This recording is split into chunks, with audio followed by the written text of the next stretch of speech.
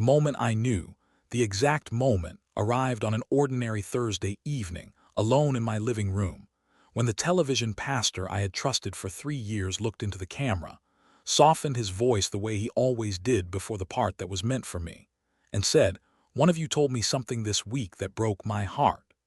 He said that some mornings he talks to his kettle just to hear a voice answer back. I had said those words. That exact sentence.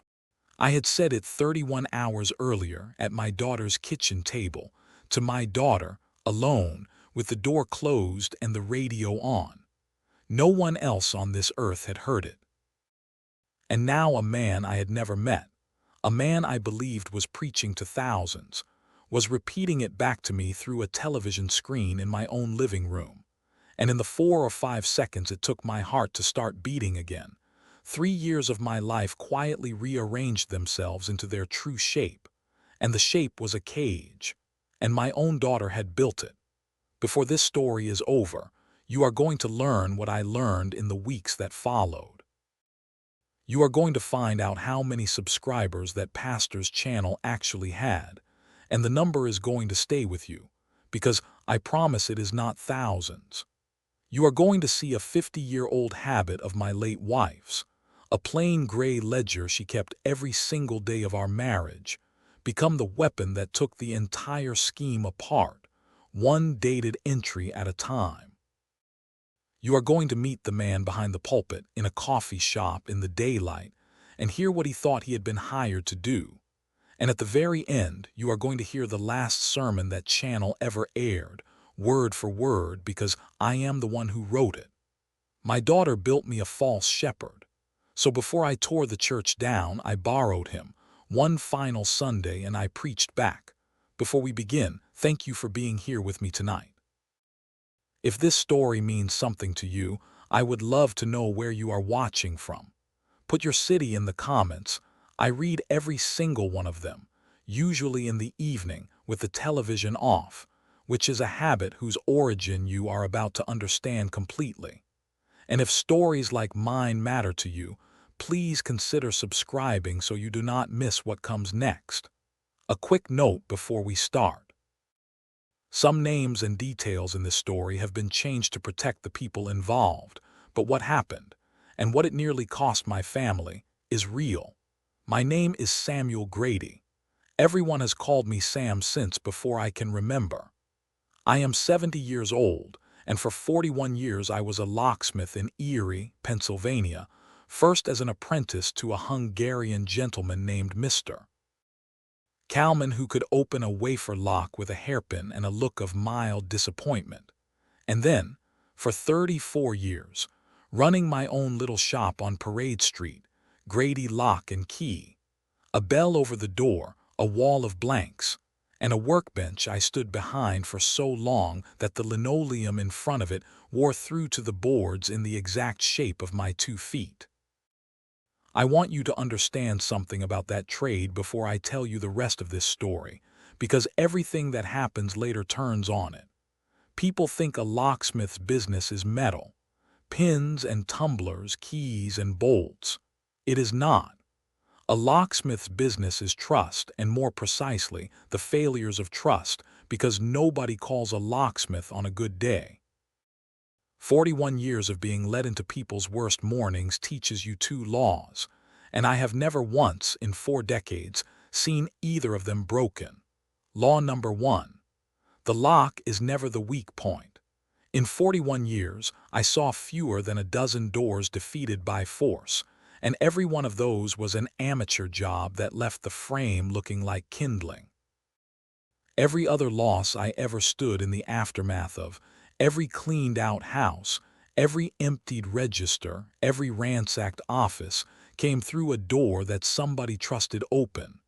The spare key under the flower pot, the code given to a boyfriend, the back entrance propped for a delivery. The most dangerous door in any building, I used to tell my customers, is the one you do not know is open, and they would nod politely and hide the new spare key under the same flower pot before my van was off their street. Law number 2, and this is the one that cost me 3 years of my life to relearn the hard way. When people are lonely, they stop locking things. Not their houses, themselves. Loneliness is a door standing open, and it does not look open from the inside. It looks like hope, and anyone who walks through it gets treated not as an intruder but as an answered prayer. Remember both of those laws, because a man was about to walk through my loneliest door wearing a clerical collar and a kind voice, and I, a man who spent 41 years lecturing this entire city about unlocked doors, was going to hand him the keys to my whole life and thank him for it. Now I have to tell you about Margaret, and I will ask your patience, because you cannot understand the crime without understanding the treasure it was built on top of. Margie and I were married for 46 years. We met in 1974 at the hardware counter of Krauss department store, where she worked the register. And I want you to know that I did not need 6 visits worth of small purchases to work up the courage to ask her to the pictures. But I made 6 visits anyway, buying in order. A box of wood screws, sandpaper, a chalk line, more sandpaper, a level I already owned. And finally, on the 6th visit, a single cabinet hinge, at which point Margie, either you are building the crookedest cabinet in Pennsylvania, or you are going to ask me something. I asked her something. We were married 14 months later, at St. Stanislaus, on a morning so cold the photographer's shutter froze between the church and the reception, which is why there exist exactly 11 photographs of the happiest day of my life, and why Margie always said, entirely unbothered, that the day was documented where it counted and tapped the ledger.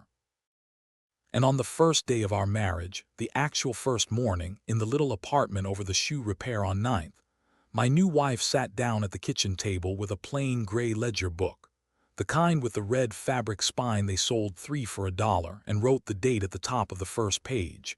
And beneath it, in her small, upright hand, she wrote groceries $4.12, stamps 60 cents, rain in the morning cleared by noon, fix the window latch. I laughed at her. I am ashamed to say it now, but I did. I asked her why on earth anyone would write down 60 cents of stamps and the weather, and Margie looked at me with the patience she would go on to need for 46 more years of me, and said the sentence that this entire story, though neither of us could have known it, was eventually going to hang from. She said, Sam, days lie. Memory lies worse. Paper doesn't. And she wrote in that ledger, or its successor, every single evening, every day of our marriage. Through 2 children and 1 miscarriage, we never spoke of outside those pages. Through the shop's good years and its 2 terrible ones. Through her mother's long dying and my brother's short one. 50 years of groceries and weather, and who called and what broke and what got fixed. An unbroken grace-pined row of them that came to fill the entire bottom shelf of the hallway bookcase. 49 volumes of the least dramatic and most honest literature ever produced in the state of Pennsylvania. She logged everything, and I do mean everything. What we spent, who visited and how long they stayed, every phone call worth remembering and a fair number that were not. Every play we ever attended at the Erie Playhouse, with the program tucked between the pages at the right date, because Margie loved the local theater with a completeness she otherwise reserved for her tomato plants and her grandchildren. Hold on to that detail about the theater programs. I am not going to tell you why yet. But there is a cardboard box in my attic with 30 years of playbills in it, and that box is going to walk into this story at the exact moment I need it most. And when it does, I want you to remember that it only exists because a 19-year-old girl at a hardware counter decided in 1975 that paper doesn't lie. Margie died 4 years ago. Her heart in her sleep on a Tuesday night in February, and I will tell it the way I have learned to tell it, which is briefly because the long version belongs to me. I woke at 6 to a silence with a different texture than ordinary silence, and I knew before I turned over, the way you know a door is unlocked before your hand reaches it. 46 years. The funeral was on a Saturday. Half of Erie came, because half of Erie had bought a hinge from me or a key from her counter or a smile from either of us at some point across half a century. And my son Michael flew in from Denver and stood at my right shoulder, and my daughter Dana stood at my left and held my arm through the whole service. And I remember thinking in the fog of that afternoon, thank God for these two. Thank God I am not doing the rest of this alone. I want that sentence to sit in the air. Thank God I am not doing the rest of this alone. Because one of the two people holding me up at that graveside heard that same fear in me, the wide open door of it, and where my son heard a father to check on my daughter, I would eventually learn, heard something else. An opportunity with a hinge on it. Let me tell you about my two children honestly, the way this story deserves, because neither of them is a cartoon, and I have promised myself never to tell it as if they were. Michael is 44, my oldest, an engineer for a water utility out in Denver, married to a good woman named Priya, father of my grandson Charlie. Michael is, and has been since he was about 9 years old, a careful, quiet, methodical man, the kind of son who does not call often but whose calls, when they come, last an hour and leave you feeling listened to. He is, I will say it plainly, a great deal like me, and the distance between Erie and Denver was never coldness. It was two careful men each assuming the other knew he was loved, which is the most common and most fixable mistake in the entire catalog of fathers and sons, provided nobody gets to the assumption first and starts carving on it. Somebody was going to get to it. Somebody with production values. Dana is 41, my youngest, and she stayed. That matters, so I will say it again the way she eventually said it to me, in the worst conversation of my life. She stayed. When Michael went west for college and never really came back, Dana stayed in Erie, married a man named Kurt who ran a small kitchen renovation business, raised no children, and built her life 20 minutes from her parents. She was the one who drove Margie to her appointments in the last years. She was the one who brought soup when I had the shingles. She was, by every visible measure, the good one, the near one, the daughter every man my age is told to be grateful for, and I want to be clear that I was grateful, out loud and often. But there is a resentment that grows specifically in the soil of being the one who stayed, a quiet ledger of her own that Dana had apparently been keeping for 20 years, where every visit she made and Michael did not got entered on one side of a page I never knew existed. And I have had a long time now to think about the difference between my wife's ledgers and my daughter's. Margie wrote things down to keep the days honest. Dana kept her accounts in the dark, where sums grow. There was one more line item in Dana's hidden ledger that I did not learn about until the very end, and I will plant it here so you can watch for its shadow. Kurt's renovation business, which had always run close to the bone, had lost its biggest contract, a builder named Mayer who accounted for over half their work, and the loss had happened. I would eventually be able to establish to the day. In the same season everything in this story begins. I did not know it at the time. Dana never said a word, but I want you to keep that in your pocket as we go, because when my grandson eventually pulls up a certain creation date on a certain channel, you and I are going to open my wife's ledger to that same week, and what is written there is going to make the whole room go cold. The first year after Margie was the year of casseroles and silence. You know it or you will, and I will not dwell, except to tell you the one thing I did that turned out to matter more than everything else I did combined. About a month after the funeral, on a night when the house was so quiet I could hear the refrigerator thinking, I took down the last gray ledger from the hallway shelf, the one that ends mid-February with an entry about a crossword and a chicken thawing for tomorrow, and I sat at the kitchen table with it for a long time. And then I went to the drugstore the next morning and bought a plain gray ledger of my own, the closest they had to her kind, and that evening I wrote the date at the top of the first page and beneath it, groceries, $41 even. Cold like wind. Dana called 10 minutes, fixed the porch light. Quiet. I have written in it every evening since. I want to be honest about why I started, because it was not foresight and it was not wisdom. It was that writing the day down in her format, in her categories, felt like setting the table for someone. It was grief with a pen in its hand. For 3 years, that was all it was. And then one October night 3 years later, that ledger and its 49 gray sisters on the bottom shelf were going to do something no grief ritual has ever done before or since. They were going to catch a broadcast.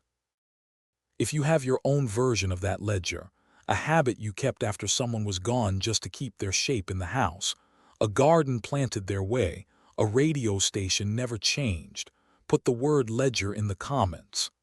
I read everyone, and I have learned that half of us are keeping some quiet appointment with a person who cannot attend, and I think the other half deserve to know how common and how far from foolish it is now. The television. The Christmas after Margie died, 10 months out, Dana and Kurt arrived on the 23rd with a box the size of a door, and inside it was a television so thin it looked like a rumor, 65 inches of it. A smart TV, Dana said, everything built in. And before I had finished protesting the expense, she had it mounted where the old Zenith cabinet used to stand and was moving through menus faster than I could read them. I want to describe exactly what she did that afternoon, because at the time it looked like love, and I have since had to relearn the whole memory the way you relearn a word after finding out what it means in another language. She created my accounts. She chose my passwords, writing them for me on a card for my wallet, which meant she knew them. She signed the television into her own family sharing plan. For convenience, she said, so she could fix things for me remotely with. And she spent a happy, chatty hour, cocoa in hand, teaching the machine who I was, my shows, my teams, my news, and teaching me exactly one thing in return, which was how to work the big friendly button in the middle of the remote that played whatever the television had decided I would like next. My grandson Charlie has a phrase for what my daughter built that afternoon, and when he finally said it to me 3 years later, standing in that same living room with his phone in his hand and his face gone pale, it rearranged my understanding of the entire modern world. He said, "Grandpa, she didn't give you a TV. She gave you an aquarium and she owned the water. For a while, the water was fine." I will not pretend otherwise, because the truth of how these things work matters more than my pride. The machine learned me quickly. It cued my westerns. It found me like documentaries and woodworking channels and a Hungarian fellow restoring old locks whom I could have watched for a week straight. A lonely man and a machine that studies what lonely men linger on make fast friends. And by that spring, the television was on more evenings than it was off, which had never once been true in 46 years of marriage, because Margie considered television, a guest and guests, in her view, went home at a decent hour. And then, on an evening in May, a year and 3 months after the funeral, Dana came for Sunday dinner alone, Kurt working late, she said, and after the dishes she picked up the remote in a way I would later understand was not casual at all, and said, "Dad, can I show you something? There's this man, this pastor. A friend at work sent me one of his talks after Mom died. And I don't even know if it's your kind of thing, but he has this one about grief, about the first year. And I watched it in my car in the parking lot and just sat there and cried. And I thought, I don't know, I thought of you. I want to freeze this moment and walk you around it, because it is the finest piece of lock work I have ever examined. And I say that as a professional." Notice she did not recommend him. She confided him. She wrapped the introduction in her own grief, which was the one currency I would never inspect. She undersold it. "I don't even know if it's your kind of thing," which is how you sell anything to a stubborn old man. And she delivered it 13 months after the funeral, past the casserole season, in the exact stretch when the visits thin out and the phone gets quiet, and a widower's evenings grow long enough to need filling. In my trade, we call the equivalent maneuver casing the door. You do not touch the lock the first visit. You learn the hours, the habits, the hinges. My daughter had cased my loneliness for a year, and that Sunday evening, with the dishes done and the light going gold, she slid in the pick. The channel was called The Quiet Hour with Pastor Illy.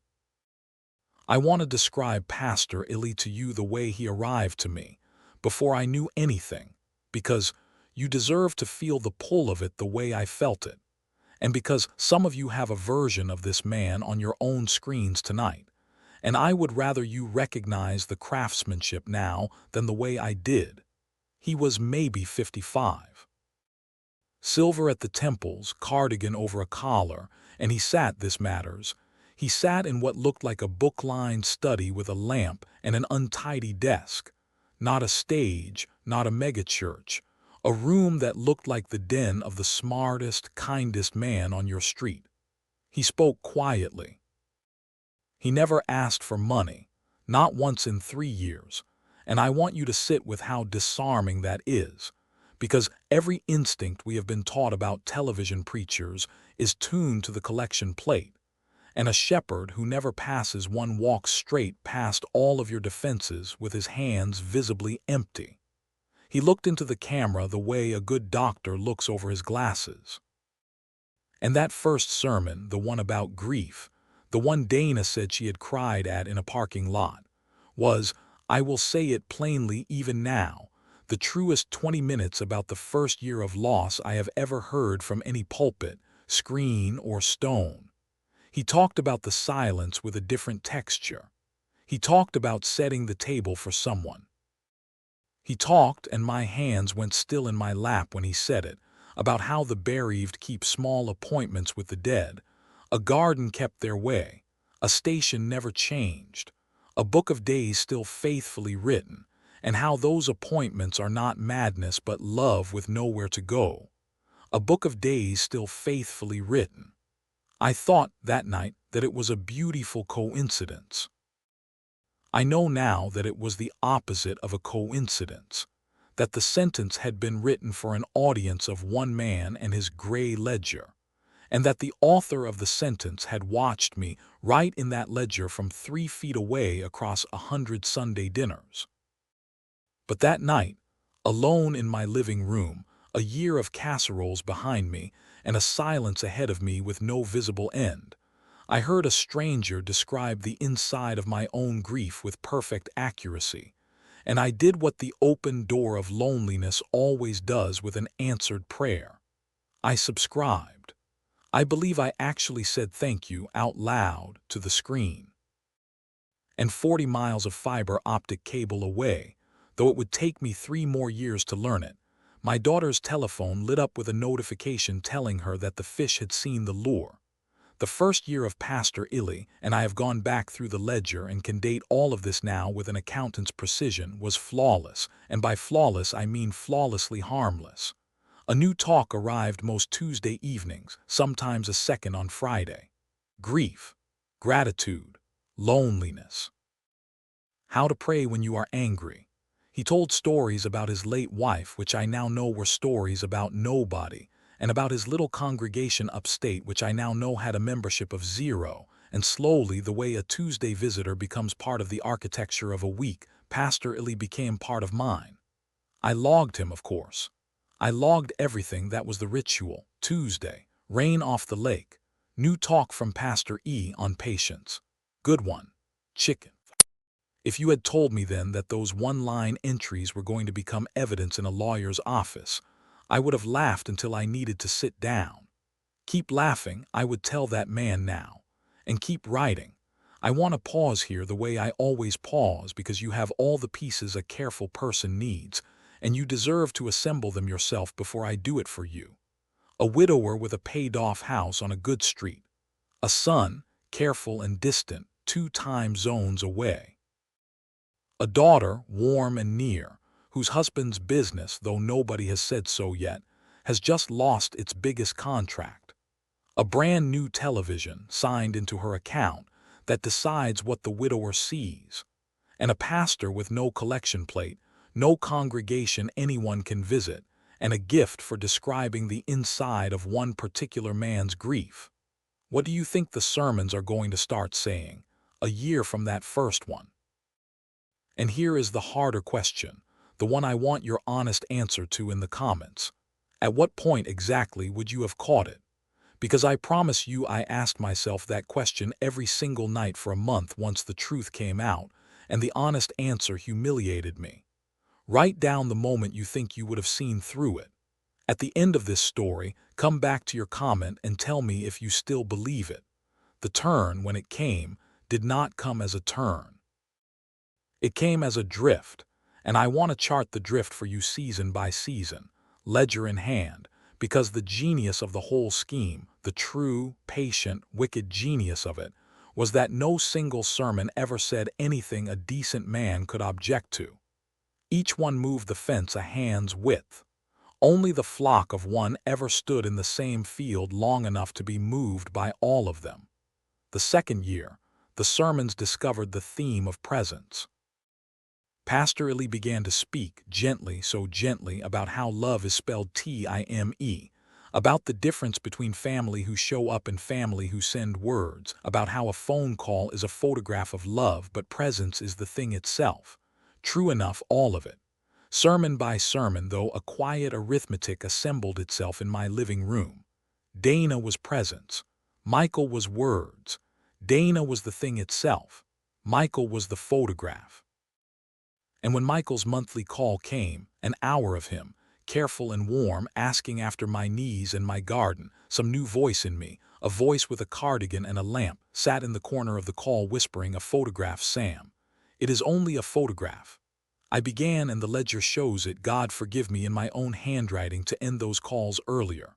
Michael called, the entries go, 20 minutes. Then months later Michael called, 10 minutes, he noticed. Careful men. He assumed, because he is my son and built like me, that his father was tired or private or simply getting old. He gave me room, and the voice in the cardigan told me the room was proof. The third year the sermons discovered the theme of the house. And here I want to slow all the way down, because this is where drift became current and current became undertow. It began with a talk called The House That Owns You, and I can tell you the exact date I watched it, October the 5th, because of what sits in the ledger 2 days earlier. October the 3rd. Roof estimate from Kowalski and Sons, $14,200. Told Dana on the phone, she says don't rush into anything. And then, October the 5th. New talk from Pastor E. Houses. He says a house can become a museum a man curates instead of a life he lives. Says the walls don't hold the marriage, the man does. Made me think, made me think. 2 days after I told exactly one living person about a $14,000 roof, my private pastor delivered 20 minutes on the folly of old men pouring money into museums, and it made me think. And I wrote that it made me think, and I still did not see it. I want the younger people watching to understand why, because it is the entire mechanism, and your parents and grandparents are marinating in it tonight. When a stranger on a screen echoes your private life, you do not conclude that you are being watched. You conclude that you are being understood.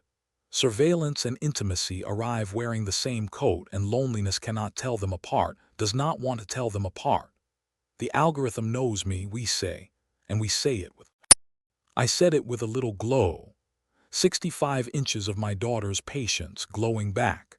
That autumn and winter, the current picked up speed, and I am going to give you the sequence exactly as the two ledgers, mine and hindsight's, eventually laid it out side by side. In November, I had a dizzy spell in the garage.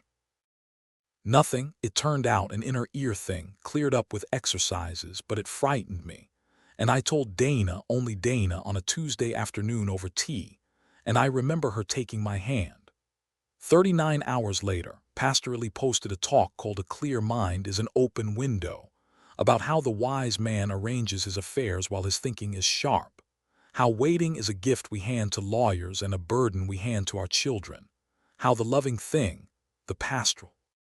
The ledger entry that Friday reads in my own steady handwriting, Pastor E. On getting affairs in order. He's right.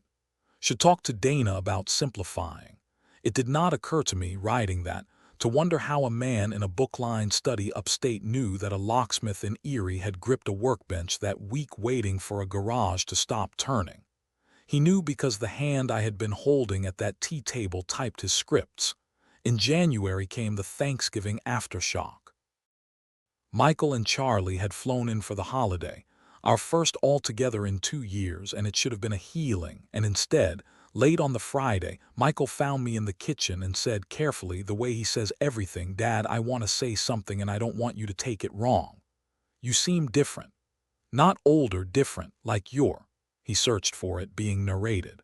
"Where's this stuff about the house being a museum coming from? You love this house." And I heard myself answer him in a voice I did not recognize, a voice with a lamp behind it, something about photographs of love versus the thing itself. And my son went quiet the way a man goes quiet when he hears a stranger using his father's mouth, and the visit ended polite and wrong.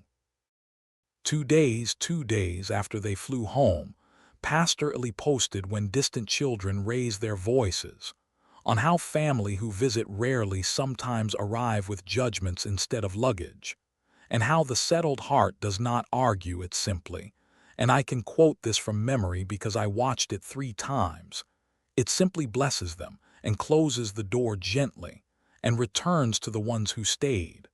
The ones who stayed. There it was at last, the whole catechism in 4 words, and I underlined the phrase in the ledger approvingly like a good student. Bless the far one, close the door gently, return to the one who stayed, and return I did. That spring, at Dana's gentle suggestion, seeing as she handled so much for me already, I added her to my checking account. For convenience. In the summer, I signed a power of attorney for healthcare with her named, which, I want to be fair, is a reasonable document for a man my age, except that reasonable documents are how unreasonable journeys begin. Each signature offense moved a hand's width, no single one of them worth an argument. And in September, Dana first said the words "living trust" at my kitchen table, with a folder from a seminar Kurt had attended. And Pastor Illy, that very Friday, delivered a talk on stewardship titled "Give the Barn Before the Winter." And by October, the 4th October, there was an appointment. A lawyer of Kurt's acquaintance. Papers drawn. The house on Cascade Street, my house, Margie's house, into a trust, my daughter as trustee, the deed to follow, the appointment 9. And I have to stop here and tell you about Gus. Because Gus is the man who nearly saved me a year early. And what I did to him for trying is the part of this story I am most ashamed of, and the part your own family most needs to hear. Gus Kowalski has lived across the fence from me for 26 years, a retired mail carrier with forearms like bridge cable and a total career-long inability to mind his own business, which is, I now understand, simply what a good. Gus had watched the whole drift from 30 feet away, the television's glow going later into my evenings, the visits from Dana with folders under her arm, and that September, the week the trust papers first appeared on my kitchen table, Gus leaned on the fence while I raked and said, in the flat, freighted way of a man who has rehearsed a sentence for a week, "Sam, I'm going to say one thing and then shut up. Papers that move a house should get read by a lawyer who works for the man who owns the house, not the daughter's lawyer. Yours. I'll drive you myself." That was it. One sentence, dead on target, the exact sentence I would eventually pay Marion Wells to be the ending of, and I want you to hear what I did with it. I mentioned it to Dana on the phone that evening, half laughing. You'll never guess what Gus thinks. And inside a single day, one day, the fastest turnaround in 3 years of that channel, Pastor Illy delivered his gentle talk about counselors who bill by the hour and neighbors who mean well and know nothing. about how the settled family keeps its affairs inside the family. And I stood at that same fence 2 days later and told my oldest neighbor, courteously, with a straight face, that I appreciated his concern but that our family had things well in hand. Gus looked at me for a long moment, 26 years of borrowed tools and shoveled walks in the look, and said, "All right, Sam," and went back to his hedge, and did not raise it again because that is the terrible discipline of good neighbors. They say their sentence once, and then they respect your door, even when they can see smoke under it. The week after everything broke, I walked across both lawns with a bottle of the good rye and told Gus the whole story, start to finish, standing in his kitchen. And when I got to the sermon about neighbors who mean well and know nothing, and told him it had aired within 1 day of his fence sentence, Gus was quiet, and then he said the thing I want every viewer to carry out of this section. He said, "Sam, 31 years I carried mail. You know what we were trained to notice? Not the change in the letters. When a house that got bills starts getting certified envelopes, when the church newsletter stops and the sweepstakes junk triples, the carrier knows something's turned in that house before the family does. Your TV was your mail, and your mail changed, and I could see it from my porch. Next time," and here he poured us both 2 fingers, "next time I won't say my sentence once. I'll say it every damn week until you throw a rake at me." If you have a Gus, friends, and most of you do, some fence-leaning soul who has said their one careful sentence to you and then gone quiet, I want you to consider tonight the possibility that they were not interfering. They were reading your mail's weather. Pour them something and ask them what they've noticed lately. It is the cheapest audit on earth, and it comes with a neighbor attached. Remember the 9 days, because everything you are about to watch me do, the ledger, the boy, the attic, the actor, the trap, all of it happened inside that window, and I did not sleep more than 4 hours a night for any of it. And it was there, 9 days out on that ordinary Thursday evening, that Pastor Illy leaned into the camera and told me about a man who talks to his kettle just to hear a voice answer back. I want to describe the physical sensations of that moment precisely, because television and stories always render shock as noise, gasps, and dropped glasses, and the true thing is the opposite. The true thing is that the world goes very administrative. I did not gasp. I reached for the remote and paused the screen, his kind face frozen mid-syllable, and I sat in my chair with my heart going like a fist on a door, and my mind, all on its own, without any drama at all, began doing intake the way it did when I walked into a burgled house. Point of entry, time frame, who had access. I had said the kettle sentence once in one kitchen to one person 31 hours earlier. Therefore the man on my screen had heard it from that person or from a recording that person made. Therefore the man on my screen was not preaching to thousands, or the coincidence was beyond arithmetic. Therefore the sermons were mail. They had always been mail. 3 years of mail addressed to me, postmarked from a study that did not exist, and there was exactly one person in the world who possessed, all at once, the access, the information, and the word arrived in my chest like a dropped bolt, the motive. And then I want to be honest about this part because the honesty is the point. My mind did what every betrayed mind does at the door of the truth. It offered me a kinder burglar. Kurt, I thought, with actual relief it will be Kurt, drowning in that business, working the scheme around Dana, using her phone, her chats, her closeness, my poor girl as unwitting a channel as the television itself. I sat in that chair building my daughter's innocence out of spare parts for the better part of an hour, and I will not pretend I did not find comfort in the work. Hold your vote on that theory.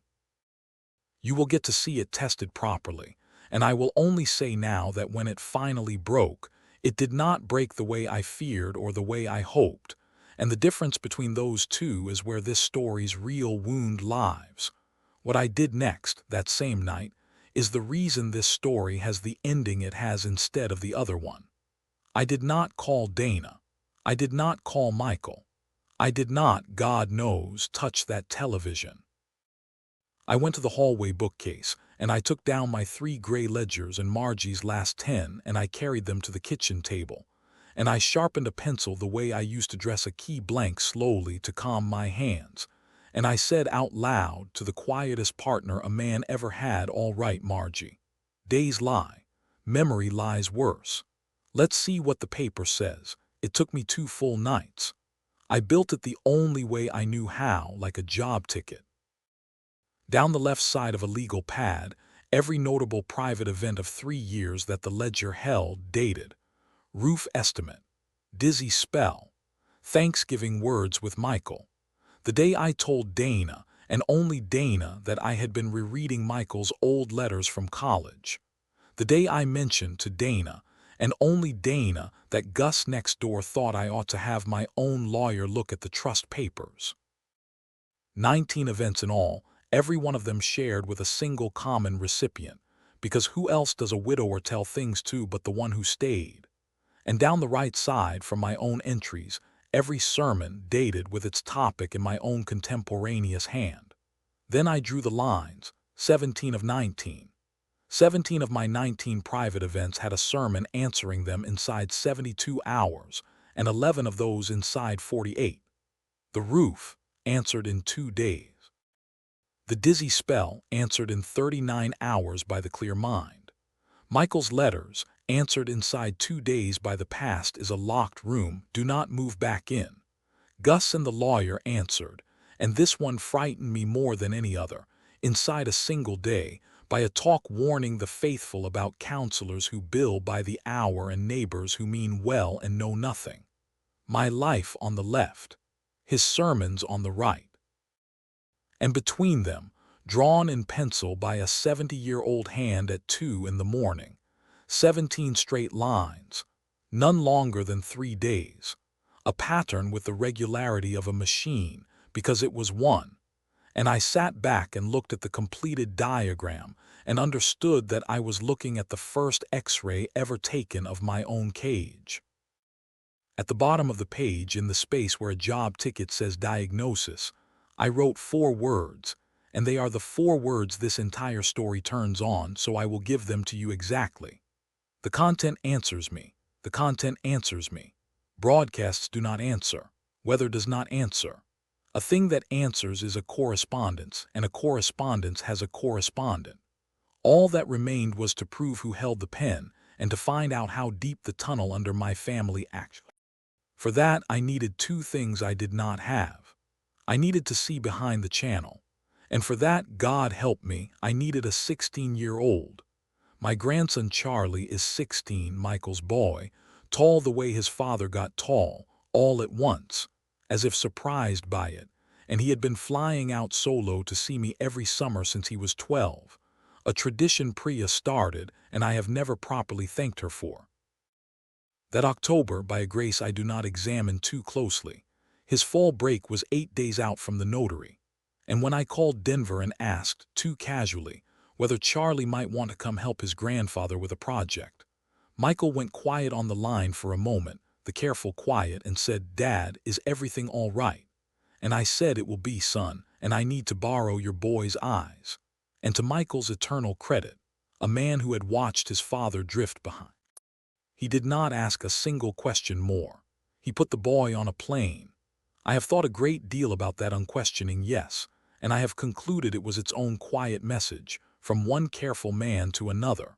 Whatever you are finally doing, Dad, do it. I will send reinforcements and stay by the phone. Charlie arrived on the Saturday, 6 days out, and I sat him down at the kitchen table with a slice of pie, and did something I had not done with any living soul yet. The kettle, the legal pad, the 17 lines. I laid the whole diagram in front of a 16-year-old and I watched his face go through the changes, and I want to record what he said first, because it taught me the size of the generation gap in one sentence. He did not say, "Grandpa, that's impossible."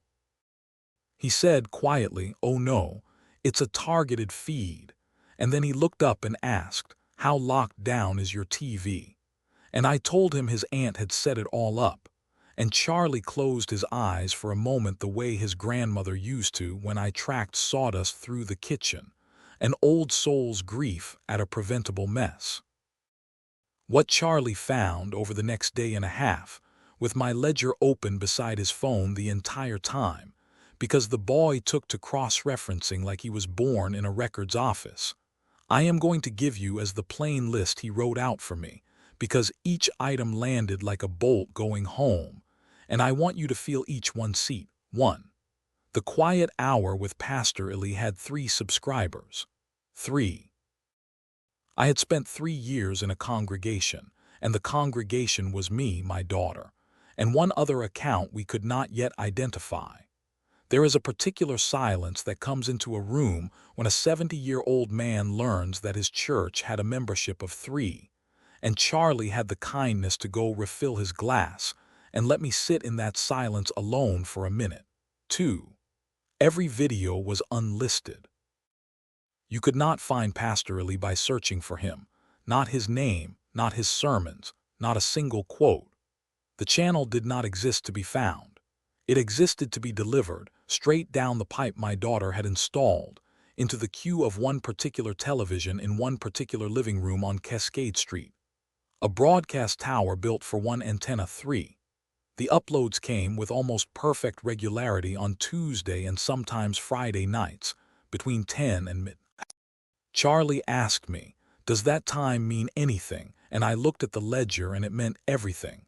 Because for 3 years my ledger's Wednesday entries are full of Dana stopped by after her book club. And Dana's book club, the real one, met Tuesday evenings. And her house on those nights, Kurt at his shop late doing the books, was empty from 8 o'clock. My daughter's ministry had office hours. It was during that same afternoon of digging that Charlie finally explained to me, patiently, with the salt shaker and the pepper mill standing in for servers, how the delivery itself had worked. And I am going to pass the explanation along in the same plain terms, because half the people watching this have the identical plumbing in their own living rooms tonight and deserve to know where the pipe runs. The television, signed into Dana's family plan, treated her account as its manager, which meant her recommendations, her watch lists, her queued content flowed downhill into mine as naturally as water. She never had to touch my screen. From her own sofa 20 minutes away, she could pin a video to the top of what the machine offered me. And the machine, honest servant that it is, would dress her choice in the same clothing as its own guesses. Up next, recommended for you because. Her hand wearing the algorithm's glove. And the deeper wickedness Charlie showed me was the seasoning around it. She had trained my feed the way you train a garden. Months of harmless like documentaries and woodworking and old westerns planted around each sermon so that Pastor Illy never once arrived looking placed. He arrived looking grown. A man cannot suspect a garden, Grandpa, Charlie said, when every other plant in it is one he genuinely likes. And I thought, Calman, dead 40 years, telling a 19-year-old apprentice that the finest lockpicks leave the pins feeling like the key. She had picked me every Tuesday for 3 years, and the pins had felt like the key every single time. And 4. The channel had been created, and Charlie turned the phone around so I could read the date myself, on the 9th of May, 3.5 years earlier. Now, you have been paying attention, so you know what I did. I went to the shelf, and I took down the ledger for that year, and I opened it to the 2nd week of May, and I am going to read you the entry for the 7th of May, 2 days before that channel came into the world, exactly as it sits on the page in my handwriting. Dana called, upset, long call. Kurt's shop lost the mayor contract over half their work. She cried. Told her we'll figure it out, you two will always have family. Poor kid.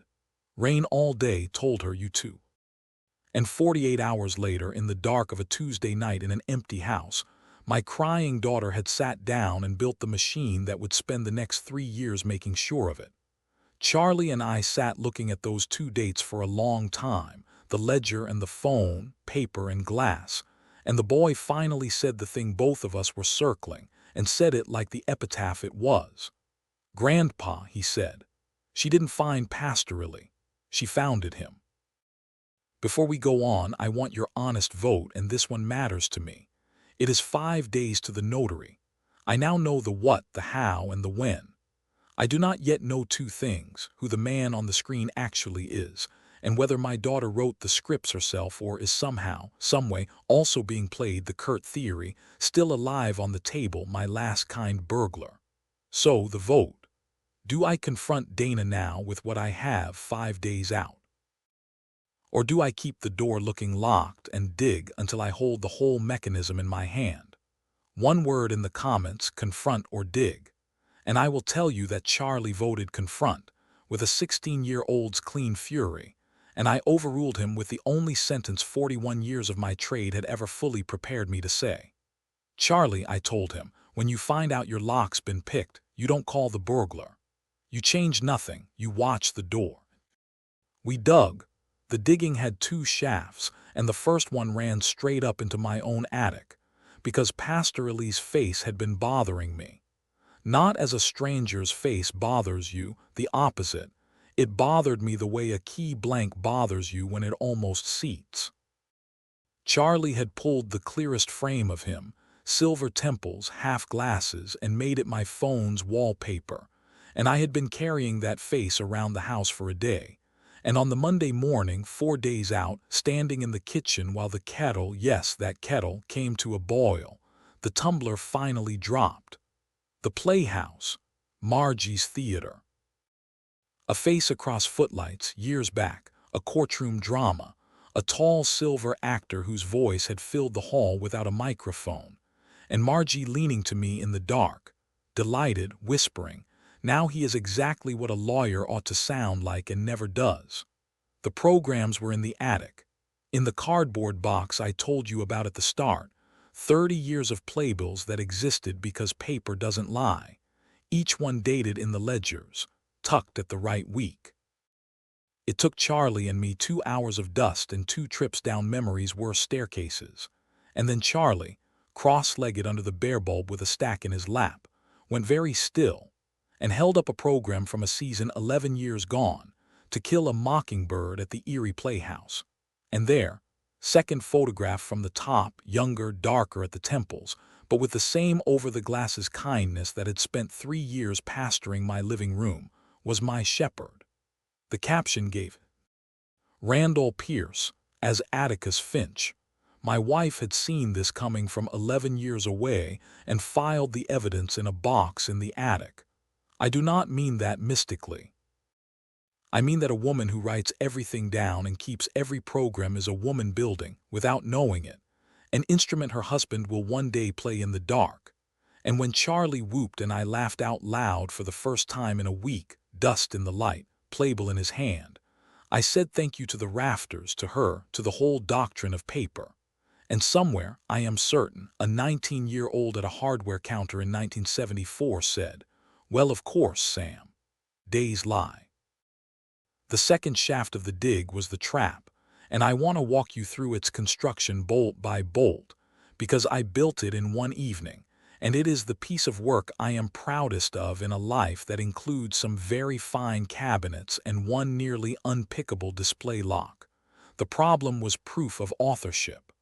I knew the mail was addressed to me. I knew who the mailman was. But I did not yet have in hand evidence that the private things I said to Dana, and only to Dana, were the sermon's source, evidence tight enough that no explanation could wriggle through it, not coincidence, not Kurt, not some breach of my phone or my house. In my trade, when you suspect a copied key, you do not accuse anybody. You seed a lock. You install one cylinder, tell exactly one keyholder, and wait to see what opens. So on the Tuesday, 3 days out from the notary, I went to Dana's for tea, and I seeded the finest lock I have ever cut. I told my daughter, alone, at her kitchen table, door shut, radio on, the same table where the cattle sentence had been harvested, a secret that did not exist. I told her that going through her mother's sewing box that weekend, I had found, folded inside the pattern envelopes, an old paper savings bond, and that I'd had the bank check it, and with interest it was worth just over $38,000. And then I set the hook. I said, and I want you to hear how carefully this sentence was machined. I said, you know, sweetheart, I've been thinking. Money out of nowhere isn't really mine. I've half a mind to give it to Pastor Elizabeth. A man gives you 3 years of comfort. You want to give something back. And I asked her, please, not to tell a soul, not even Kurt, until I'd decided. Now study the engineering with me, because every surface of that lie was load-bearing. The bond was findable nowhere, checkable nowhere, known to no one because it did not exist, which meant that if it surfaced anywhere outside that kitchen, it could have traveled by exactly one road. The amount was specific, because specific numbers stick to scripts. The sewing box gave it a provenance too intimate to question. The donation was the bait's poison, because $38,000 aimed at Pastor Ellie's collection plate created a problem only the pastor's owner would need to solve, and would need to solve fast, before the faithful old fool actually tried to mail a check to a man who did not exist. If Dana was innocent, if Kurt was the tunnel, the sermon that came back, if one came at all, would know nothing of bonds. If the sermon came back steering $38,000, my daughter held the pen. I drank my tea. I complimented the banana bread. I have done harder things in my life than smiling through that hour, but not many, and none that I remember with a colder taste. Then Charlie and I went home and did the last thing, the thing Vanessa, forgive me, the thing my attorney would later call the difference between a story and a case. We documented the seed itself, that same afternoon, before any response could exist. I wrote the false bond conversation into the ledger, dated, timed, quoted, and then Charlie and I drove to my old friend Marion Wells, an attorney 2 blocks from where my shop used to stand, a woman whose office locks I serviced for 20 years and whose judgment I would trust with anything I own, and I gave her a sealed statement describing the trap, the fictional bond, the exact figure, the exact secrecy instruction, and Marion, who had listened to the whole saga, by then with her fingertips pressed together and her face going through weather, wrote the date across the seal and put it in her safe. Now the timeline itself was in custody.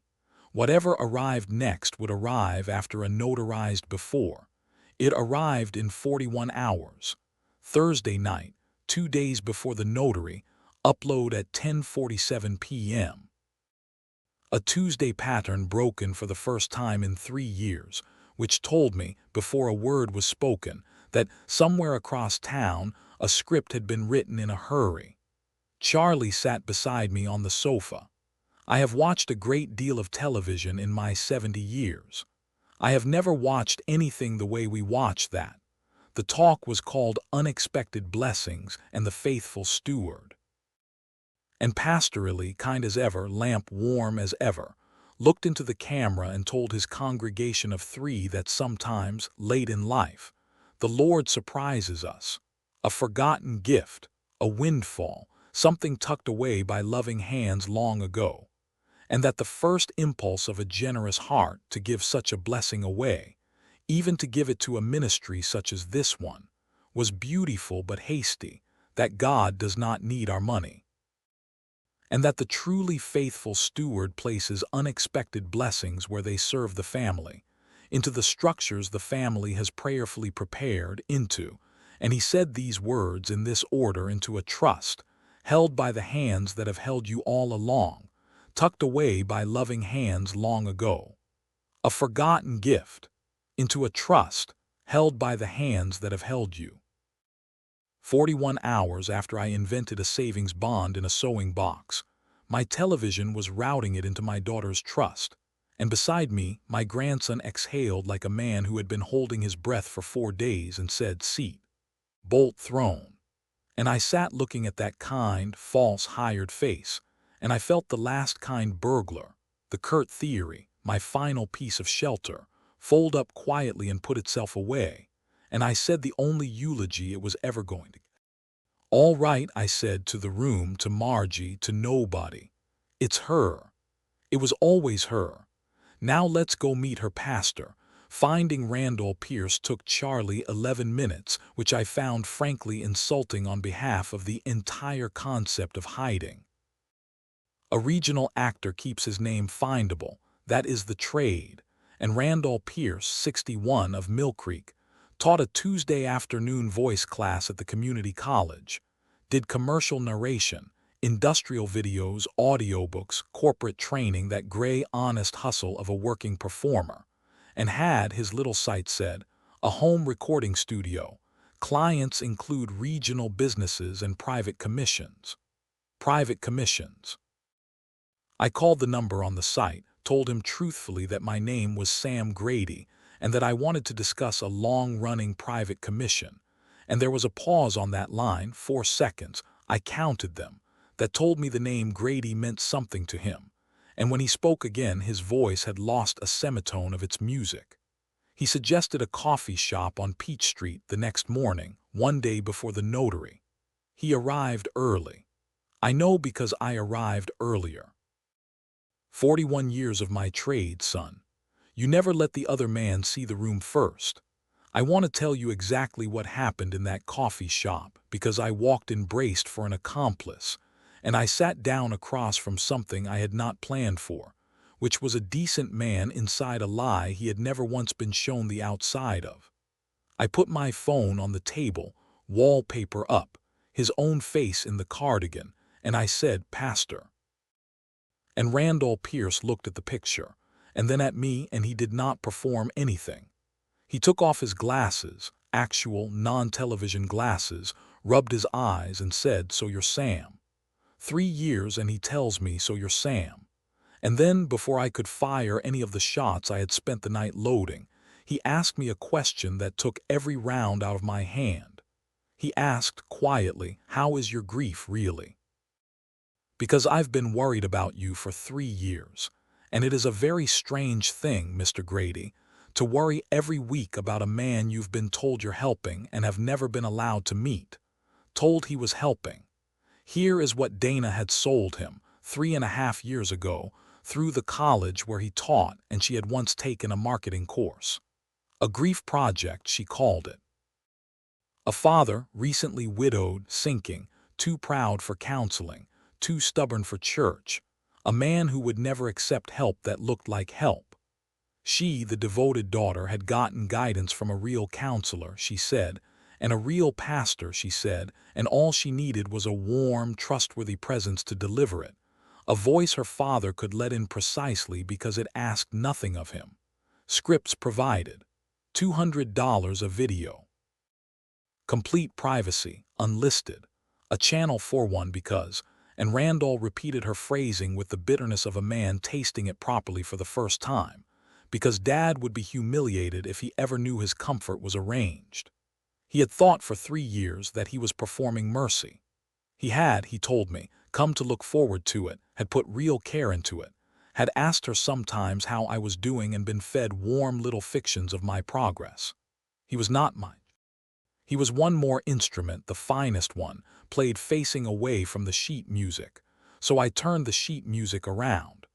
I laid the legal pad on that coffee shop table, the 19 events, the 17 lines. I showed him the ledger entries in a dead woman's format.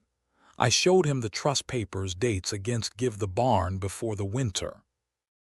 And last I told him about a savings bond that had never existed, and pulled up his own Thursday sermon, and watched a 61-year-old actor read the phrase, tucked away by loving hands long ago, with the face of a man discovering what his voice had been loaded with and fired at. He was quiet for a long time. The coffee went cold, and then Randall Pierce said the sentence that turned him in one breath from her instrument into mine. He said, "Mr. Grady, I have spent 40 years saying other men's words. Tell me what you need. This once I'd like to know what I'm saying." I told him what I needed. It took a while. And when I finished, he did not hesitate for 1 second, and I want that on the record about Randall Pierce, whatever else this story says about anyone. He agreed to a sworn written statement for Marion, the commission, the payments, the scripts, every date that same afternoon, and he agreed to one thing more. One final upload to the congregation of 3. Script by S. Grady. Performance, and he said this with the first real smile of that whole morning. A thin, theatrical, dangerous smile I suspect the playhouse never got out of him, performance gratis. Before the finale, the housekeeping, because a trap with an unlocked back door is not a trap. That Friday afternoon, one day out, was the busiest working day of my retirement, and Marion Wells ran it like a foreman. First, I did not cancel the Saturday appointment. Understand that clearly, because everything depended on it. A cancellation warns the other side, and the ledger had taught me what this particular other side did inside 48 hours of new information. Instead, Marion prepared, quietly, my written revocation of everything revocable. The healthcare proxy's financial cousin Dana had been angling toward. The account access, all of it drafted, dated, and held, to be executed the moment the confrontation ended, whichever way it ended. Second, the bank, where a manager who bought his house keys from me in 1994 flagged my accounts that afternoon, new signers frozen, transfers above a threshold to require my presence, in person with identification, a precaution that turned out to matter within the week, and that is all I will say about that. Third, Randall's statement, sworn, notarized into the safe beside my sealed trap. And fourth, the recording. Because Saturday morning, before any of the rest, Randall would record my script, and Charlie would schedule the upload for 8 o'clock Saturday evening, to the channel Dana controlled, but, in the manner of all confident owners, never thought to guard against its own pulpit. Then I called my daughter and told her warmly that before we signed anything at the notary's Monday, since the Saturday slot had, I said, been moved by the lawyer's office, a small lie of scheduling I permitted myself with a clean conscience, I wanted one nice evening first. Come Saturday, I said, just us. I'll make the roast. We'll watch your pastor together, sweetheart. There's a new one coming, I hear it's about family. And Dana, pleased, believing the fences all moved and the barn all but given, said she wouldn't miss it for the world. I want to slow down now.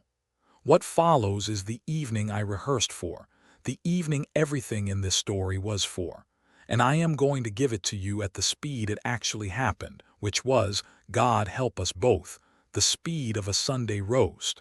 She arrived at 6 with a pie. We ate at the kitchen table, and I am not able to tell you that dinner was agony because the truth is stranger. The truth is that it was lovely, my daughter funny and warm and entirely herself, and I sat across from her understanding in a way that changed how I have looked at every human face since, that this was not a mask over the other thing. This was also her. The woman who stayed, who drove her mother to chemotherapy, who brought me soup, and the woman who founded a church to hollow me out were one person at one table passing the potatoes.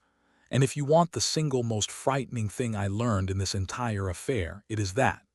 It is not that people are false. It is that they are several, and the several share the silverware. At 8, we took our coffee to the living room. I sat in my chair. Dana sat on the sofa, at ease in her. And at 1 minute past, the television, right on its faithful schedule, offered up the newest installment of The Quiet Hour with Pastor Illy.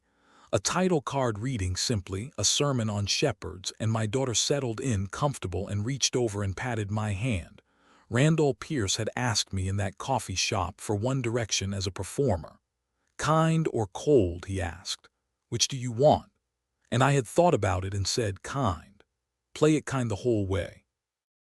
She has watched you be kind for 3 years. Let the kindness be the thing that turns. And I will tell you now, having watched the tape more times than I will admit, that 61 years old in a cardigan behind a lamp, Randall Pierce gave the performance of any life you care to name. He began as he always began. "Friends," he said, "tonight I want to talk about shepherds." And for one full minute it was every Tuesday of 3 years. The cadence, the warmth, and I watched my daughter's face soften into the listening I had felt on my own face 100 times. And then, gently, without 1 degree of temperature lost, the sermon turned its collar. "But first," he said, "I owe my little congregation an honest accounting, because a shepherd who is not honest is only a hireling, and I have been, friends, a hireling. I want to tell you about a church. A sm- the smallest, I believe, in the whole state of Pennsylvania. It had 1 member. It was built for him, the way a snare is built for one particular animal, by someone who had studied with real love. I believe that, with real love and real greed both, exactly which pastures he missed and exactly which gate he would follow a kind voice through.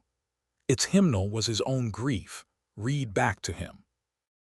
Its sermons were written each week from his own private words, harvested at his own table by the only person he had left to say them to. Beside me on the sofa my daughter had stopped moving. Not startled. Stopped. The stillness of a system checking its own wiring, certain there is a fault because what is happening is not possible. I preached patience to him, Randall went on, when patience meant waiting out his doubts. I preached presence, when presence meant one presence, and the slow starving of a son 2 time zones away who never once stopped loving him. I preached about houses being museums, 2 days, friends, 2 days after a roof estimate. I preached a clear mind is an open window, 39 hours after a dizzy spell in a garage. I preached against lawyers within a single day of a good neighbor named Gus recommending one.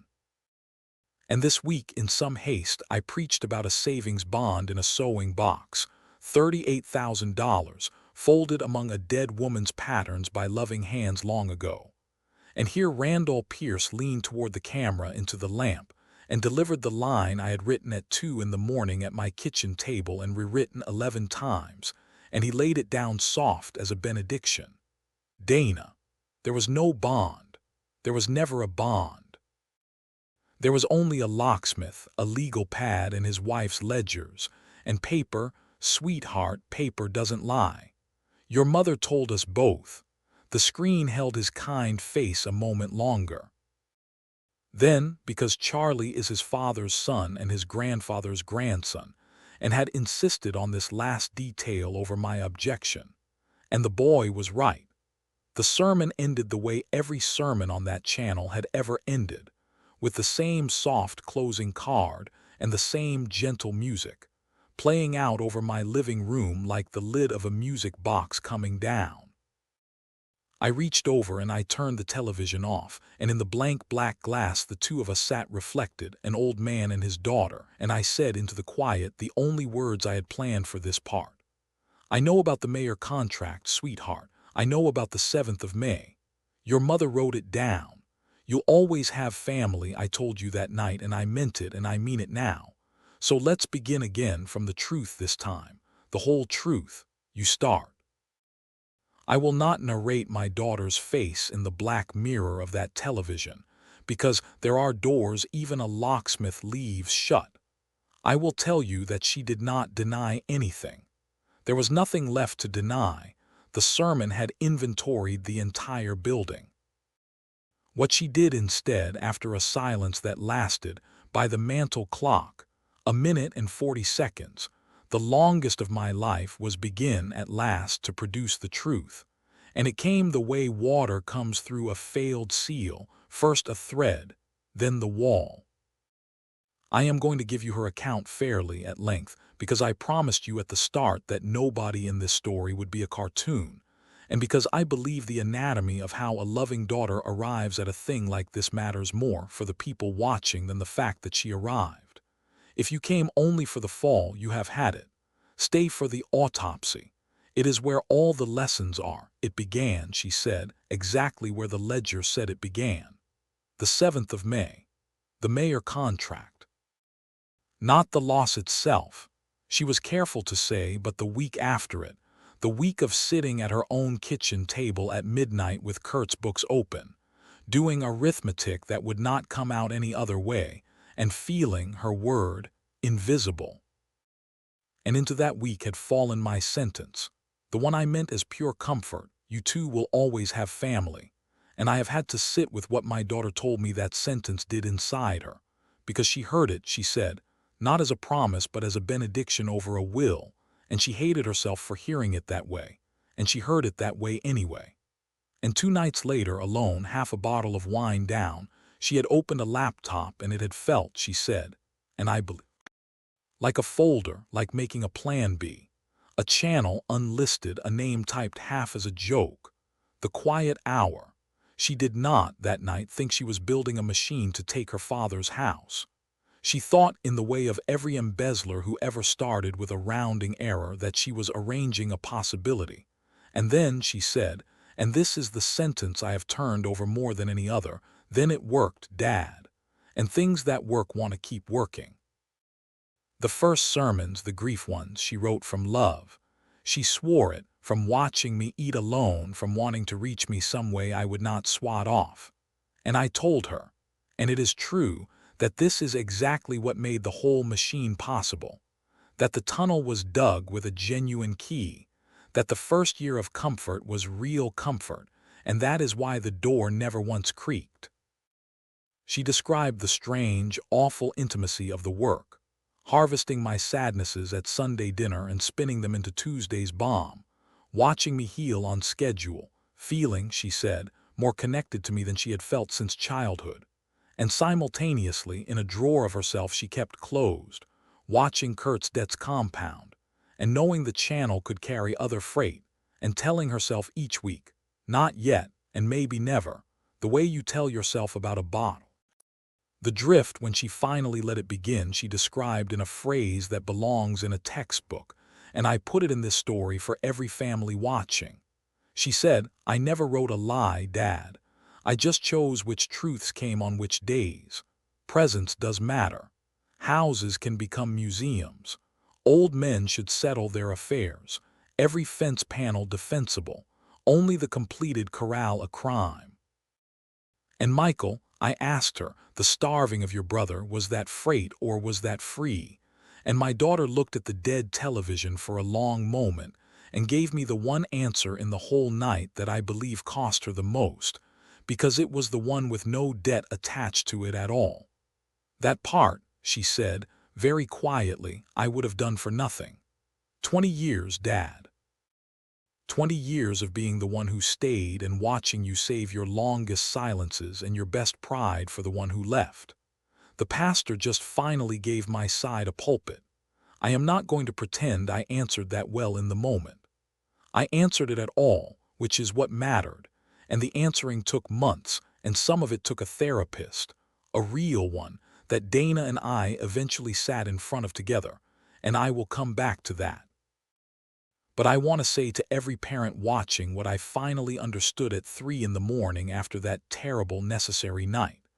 The manipulation was hers entirely, and the consequences were hers entirely, and underneath the crime there was a wound, and the wound was partly of my making, and both of those books get kept. Not one balancing the other. Both kept honestly, side by side on the same shelf. Days lie. Ledgers don't. Keep both ledgers. Now the consequences, plainly, because you have earned the accounting. The trust was never signed. Monday morning, instead of a notary, Dana sat in Marion Wells's office and listened to what existed in that safe. The sealed trap statement with its date, Randall's sworn account, the ledger cross-reference, and Marion's calm explanation of the phrases, undue influence and financial exploitation of an elder, and of how thoroughly a jury's sympathy runs in cases where the evidence includes a dead mother's handwriting. I did not press charges. I want to be honest that I considered it, and honest about why I did not. It was not mercy on Dana. It was arithmetic on the family, the same arithmetic every one of these stories comes down to. What is recoverable and what would the recovering destroy? The money already gone, some $14,000 across 3 years of small conveniences, and one large convenience I will not itemize, is being repaid monthly, on a schedule Marion drafted with no sentimentality whatsoever. Every access was revoked that Monday, the accounts, the proxy, and Charlie handling this part with grim ceremony. The television, wiped to the studs, signed into my own name with my own passwords which are written nowhere but a certain gray ledger. The channel came down that same week. I kept copies of every sermon. Evidence, Marion says. Something else, I say, but I keep them just the same. Kurt, it turned out, had known nothing. And I watched that marriage take the truth like a house takes a flood, and it stood, barely, wet to the waist, and they are rebuilding it in counseling. And that is their story to tell, not mine. Randall Pierce and I have coffee on the first Tuesday of every month, an appointment neither of us has ever once called by the name friendship and neither of us has ever once missed. He donated every dollar Dana had paid him across 3 years, all of it, to the Real Grief Counseling Center at the hospital. And when I told him he did not owe that, he looked at me over his actual glasses and said, "Sam, I spent 3 years being the most trusted man in your life under false pretenses. A fellow likes to retire a role properly." And Michael. On the Sunday after the sermon, I called Denver, and I talked to my son for 3 hours and 11 minutes, the longest call of either of our lives, and I read him the ledger, the entries where his calls got shorter in my own handwriting, and I told him it had not been me shortening them, and then I told him it had been my hand, another's hinge, both true, both kept. My careful boy was quiet a long while, and then he said, "Dad, I need to tell you what I did the day you asked to borrow Charlie's eyes." I drove to the airport with him, and I sat in the cell phone lot for an hour after his plane left, because it was the first time in 2 years you'd sounded like yourself, and I didn't want to drive away from it. We do not assume anymore, Michael and I. We say it at the end of every call plainly, like reading a meter, and the calls come weekly now. And they last exactly as long as they last. Charlie flies out every summer still, and this past one, we drove to the Playhouse, the boy and I, and saw a comedy. And I bought 2 programs, one for the seat beside me and one for the box in the attic. And I logged the evening, and the ledger entry reads, in a hand that has gotten no steadier and no less faithful, Playhouse with Charlie. Laughed a lot, program filed. Margie would have liked the fellow who played the mayor. Happy. There is one loose bolt I left rolling on the floor earlier, and if you have been paying the kind of attention this story deserves, it has been bothering you for half an hour, the subscribers. I told you the channel had 3, me, Dana, and 1 account Charlie could not identify. I want to tell you now who the 3rd member of my congregation was, because when we finally traced it, in the quiet week after everything broke, it turned out to be the single most terrible detail in this entire affair. And I have saved it for here because I needed you to know my daughter whole before I showed it to you. Charlie found it while closing the channel down, doing the digital equivalent of sweeping up after an auction. The 3rd subscriber was an old email account, dormant everywhere else on the internet. And the address, when he turned his phone around to show me, with the expression of a boy who would have given anything to be showing me something else, was Margigrady 1974. My wife's email. My dead wife's email account, which Dana had helped her set up years ago and whose password, I will let you guess, was written where every important number in our marriage was written. Dana had needed a 2nd account to build the channel's plumbing, something to test the private links, to confirm each upload delivered, and rather than create a stranger, she had reached for the credentials she already held. I do not believe, and she has sworn to me through real tears, that there was any symbolism in it for her. It was, she said, just an account that was there. And I believe her, and that is precisely what I want you to sit with, because it is the truest thing this story has to teach about how these schemes actually feel from the inside. Nothing is a desecration at the time. Everything is just an account that was there. A folder, a plan B, a convenience. Right up until the morning an old man sits down at his kitchen table, signs into his dead wife's email for the first time, and finds 3.5 years of notifications waiting in her inbox.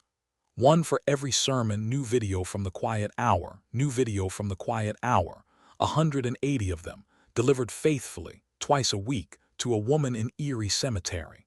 I sat with that. Charlie had the grace to take his coffee to the porch. And I will tell you what I finally decided that morning, because it is the decision this whole story rests on. I decided that my wife's inbox had been a witness, not a victim.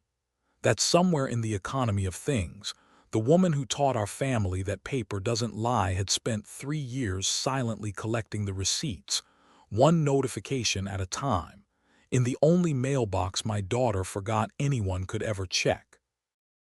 I printed the whole inbox, every notification with its date, and I added it to Marion's safe, and then I closed the account forever. And in the ledger that evening I wrote, "Margie's mail finally read." She had it all along. Of course she did. I want to tell you what I did with the wreckage in the year that followed, because a man my age does not get handed an education like this one and have the right to keep it to himself. It started small, the way the scheme itself had.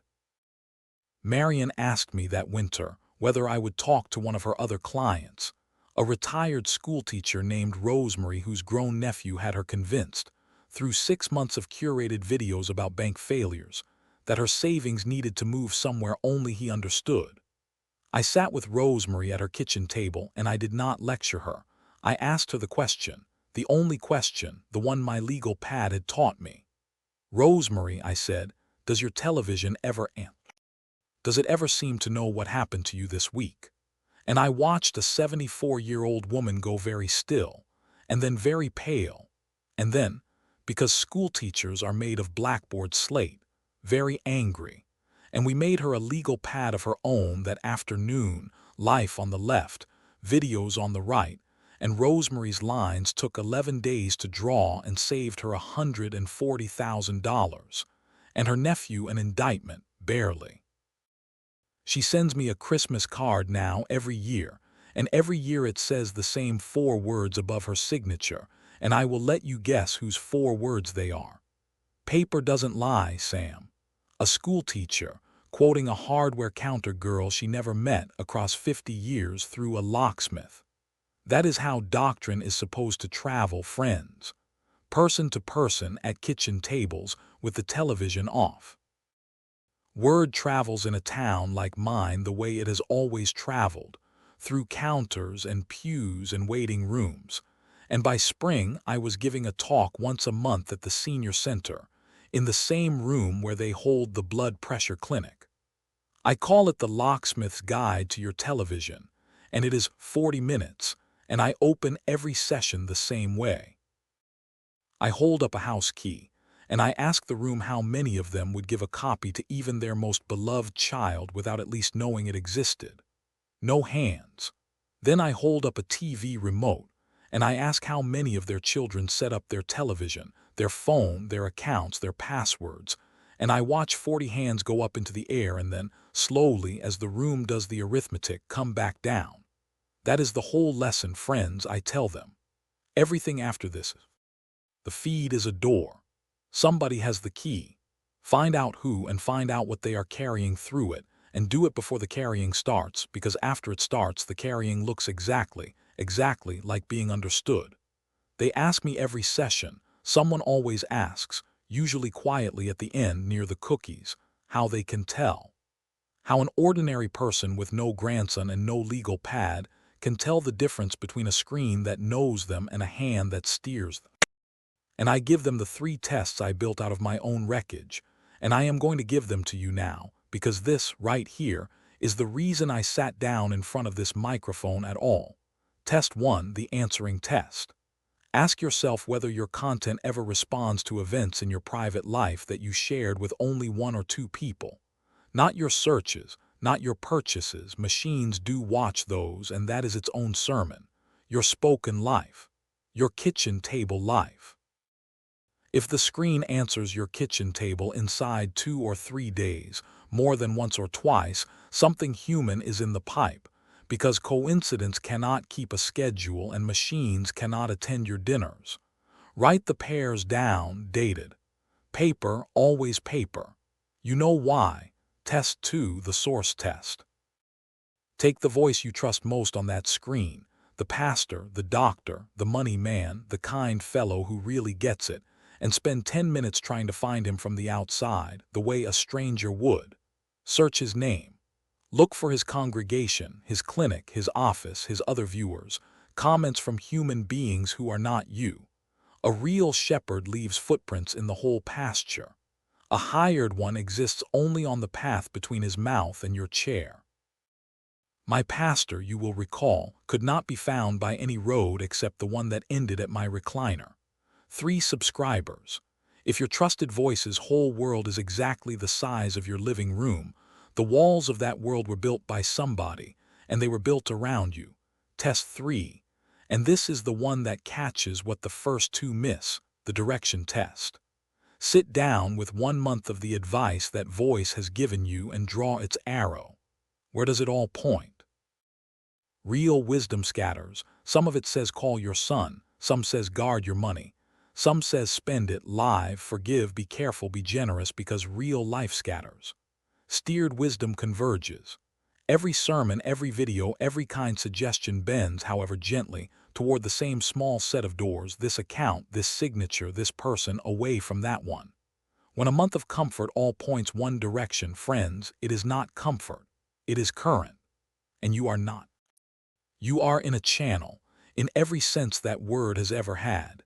Now I owe you Dana, the year of her, because I have watched enough of these stories to know how they usually end, with the villain driven out of the gates and the credits rolling over the ruins. And I made a different choice, with my eyes open, and I want to account for it honestly, including the parts that did not work, because families considering the same road deserve a map with the potholes marked. For the first 2 months after the sermon, we did not see each other at all. That was Marion's counsel and the therapist's both, and it was right. Restitution schedules and revoked documents make for poor table conversation, and both of us needed the ground to stop moving before either of us could walk on it toward the other. She wrote me letters in that stretch, actual paper letters, which I understood as the tribute it was, and I will keep the contents private except for one line from the 3rd letter, which I share with her permission because we both believe some other family out there needs it. She wrote, I keep waiting to discover that I am a monster, and what I keep discovering instead is worse, that I am ordinary and that ordinary people can do this, and that nobody ever tells you that until after. The therapy began in month 3 together, in an office with 2 chairs set not quite facing each other, which I came to understand was deliberate. And I want to tell the men my age watching, the men of my particular vintage and hide, that I fought going the way I would have fought a tax audit, and that I was wrong, and that the room with the 2 chairs is where the actual locksmithing happened. It was in that room that I finally heard the whole 20 years of being the one who stayed, not as an excuse. The therapist was ruthless about the difference, and God bless her for it, but as a fact, a real wound really carried, and it was in that room that Dana finally heard the ledger read aloud. My entries in my voice, Michael called, 10 minutes, and understood. I watched it land in her face, what the drift had looked like from inside the fish. There is a kind of accounting that only happens out loud, in a paid hour, with a stranger keeping the books, and I resisted it for 69 years, and I am telling you now, it balances things nothing else can reach. The first Sunday dinner came in month 5, just the 2 of us, and it was as awkward as a first date conducted in a minefield, and we survived it, and the second one was easier, and by autumn the dinners were standing again, and I want to be precise about what stands and what does not, because this is the part these stories always blur. What stands is Sunday. What does not stand and may never is the old unexamined ease, the assumption running underneath a family like plumbing. I check things now. I read what I sign alone before I sign it every time, and Dana watches me do it and takes it. And that taking, week after week without complaint, is the truest apology she makes. Trust, I have learned, does not get rebuilt. What gets built is something new on the same lot, smaller, with better locks and more windows, and you learn to love the new house, and you do not pretend it is the old one. And on good days you notice the new one has more. 2 moments from that year I will give you, and then the ending. The first came at Thanksgiving, the real full one, Michael and Priya and Charlie flown in, Dana and Kurt across the table, the first time all of us had shared a room since the world changed. There was a moment over the pie, when the table talk drifted somewhere risky, toward screens and what the algorithm knows. Some innocent article Priya mentioned, and the whole table went 1 degree too quiet, the way a room does when everyone is politely not looking at the same thing, and it was Dana who broke it. She set down her fork and said to the whole table plainly, "Well, I would know. I ran the most successful targeted media operation in Erie for 3 years, audience retention of 100%, and there was a beat of pure horror." And then Michael, my careful Michael, said into his coffee, "Well, Dad always said you'd be the one with a head for business." And the table broke, all of us, laughing the way a family laughs when it has decided, in a single unplanned second, that it is going to survive itself. You cannot schedule that laugh. You can only build the table sturdy enough to hold it when it comes. The second moment came this past spring on an ordinary Sunday, when Dana arrived for dinner with a small parcel and set it by my plate, and inside was a ledger. Gray, red fabric spine, the closest the store had to her mother's kind. She had been keeping it, she told me, since the week of the 2 chairs, every evening, expenses and weather, and who called and what happened, because, she said, and she said it steady, looking at me, "I spent 3 years editing your days, Dad. The least I can do is stop editing mine." I have not read it, and I never will.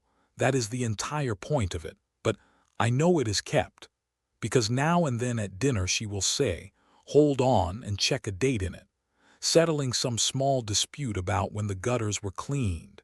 And every time she does it, every single time, a 19-year-old girl at a hardware counter in 1974 looks up from her register somewhere and grins. Michael and I talk every week now, and twice a year I fly out. An old man over the Rockies with a ledger in his carry-on. And Charlie, my Charlie, has decided he is going to study. He informs me human-computer interaction, which as far as I can tell is the science of everything that happened to me. And when he told me his plan, he added, with his father's carefulness and his grandmother's steel, "Somebody should be building the locks for this stuff, Grandpa."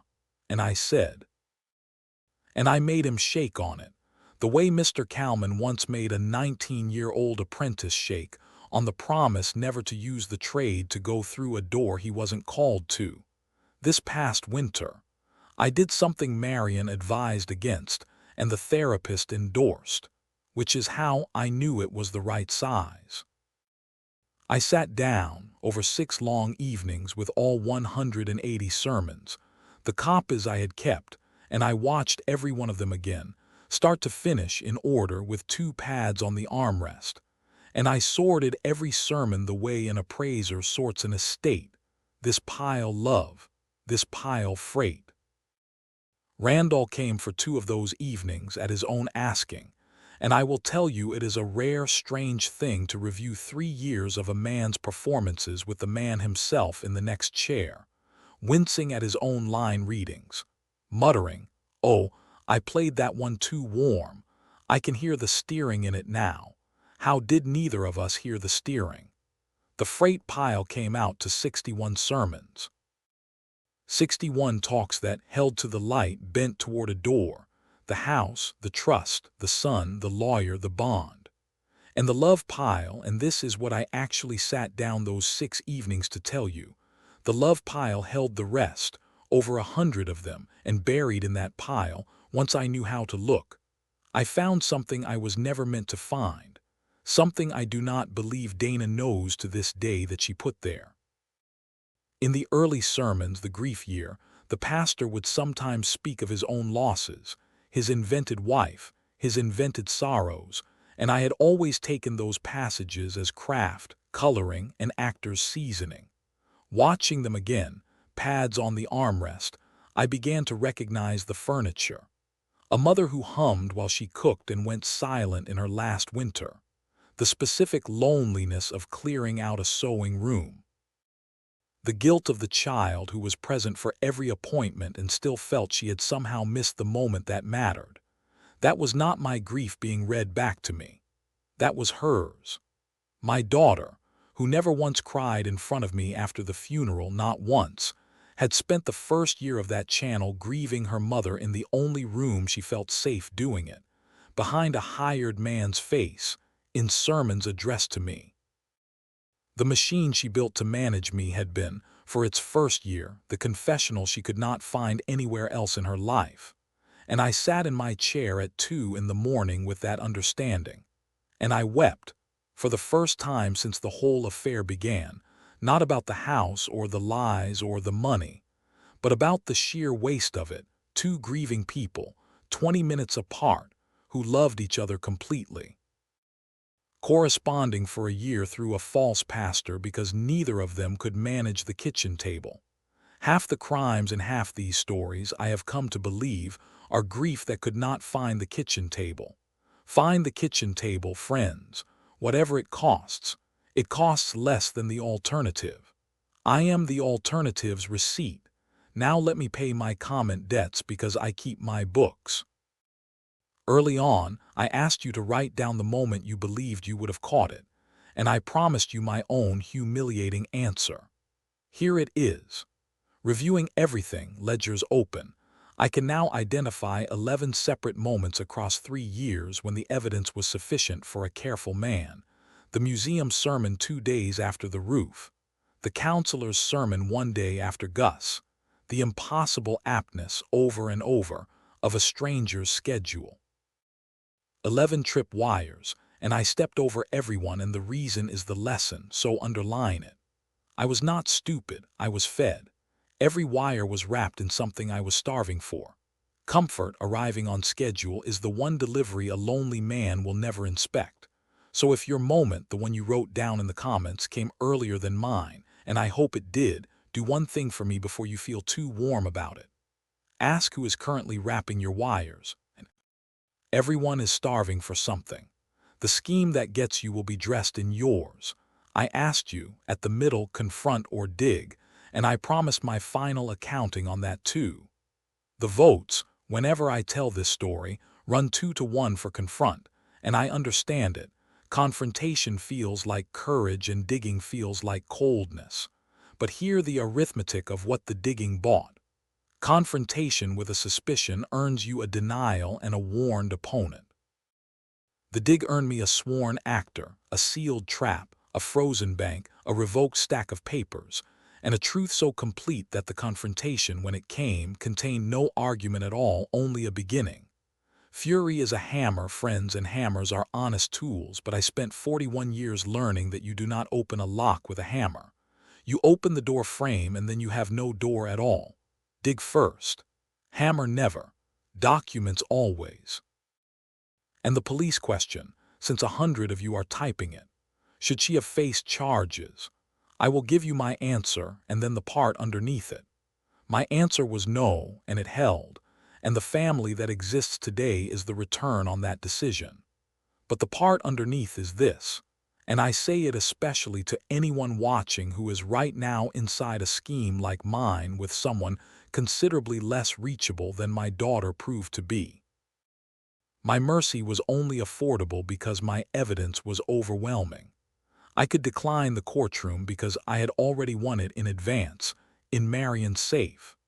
If your situation is mine, do the safe first, all of it, and decide about mercy after, from strength, because mercy from weakness is not mercy at all. It is just the scheme's final harvest, and it will be reaped like everything else you failed to lock. Before I close the ledger on tonight, I want to speak directly, for a few minutes, to the adult children watching, the Danas who have not drifted yet, the sons and daughters who set up the television at Christmas with nothing in their hearts but love, because you are the other half of this story's congregation, and you deserve better than to be left with nothing but a villain to compare yourselves against. There is a legitimate version of everything my daughter did. There is a right way to be the hands on your parents' feed, and having lived through the wrong way at point-blank range, let me tell you what the right way looks like, because the line between the two is thinner than any of us wants to believe, and it is exactly 4 practices wide. First, set it up together, not for. The afternoon Dana taught that television who I was. I should have been the one holding the remote, slowly, badly, with her coaching, because the hand that performs the setup owns the door forever after, and ownership should live with the person who lives in the house. If your father is slow at it, good. Slow is how a man learns where his own doors are. Second, no keys you would not disclose. Whatever access you hold to a parent's accounts, devices, passwords, hold it the way a good locksmith holds a client's spare, logged, acknowledged, and known to its owner. The test is one question. Does Dad know right now everything I can see and change? If the honest answer is no, you are not helping. You are early. Third, add voices, never subtract them. The legitimate version of pastorally exists. There are real counselors, real congregations, real channels full of genuine comfort for a grieving parent, and pointing your father toward them is a kindness. But real help widens a person's world. It introduces him to rooms with other people in them. The counterfeit narrows, one trusted voice, one pipe, one chair. If your help has been making your parents' world smaller, stop tonight and ask whose convenience the smallness serves. And fourth, when you are hurt, invoice the person, not the estate. Dana carried 20 years of a real grievance to a false pulpit because the kitchen table felt impossible. If you are the one who stayed, and you are owed, and so many of you who stayed are owed, then say it out loud, to the face that owes you, awkward and unpaid as it may remain. An unspoken debt inside a family does not stay still. It compounds in the dark, and it will eventually accept payment in whatever currency it can reach, and by then it will not care whose hands it ruins, including, believe me on this one final point, its own. 6 years ago, a kind voice began arriving in my living room every Tuesday, and I mistook a pipeline for a pasture, surveillance for understanding, my own harvested grief for a stranger's wisdom. What saved me was not cleverness, and it was not luck. It was a dead woman's 50-year conviction that days lie and paper does not, a grandson who knew what an aquarium was, an actor who wanted, once in his life, to know what he was saying, and one sentence about a kettle that traveled 31 hours from a kitchen table to a pulpit and came back wearing the wrong voice. The tools that took apart 3 years of professional manipulation were a pencil, a legal pad, a shoebox of theater programs, and a $2 ledger. I want every person watching to hear that clearly. You do not need to understand the machines. You need to write down your days and read them back, and believe your own handwriting over any voice, every voice that glows. These mornings, I still make the tea the same way, and I will not pretend the kitchen is never quiet.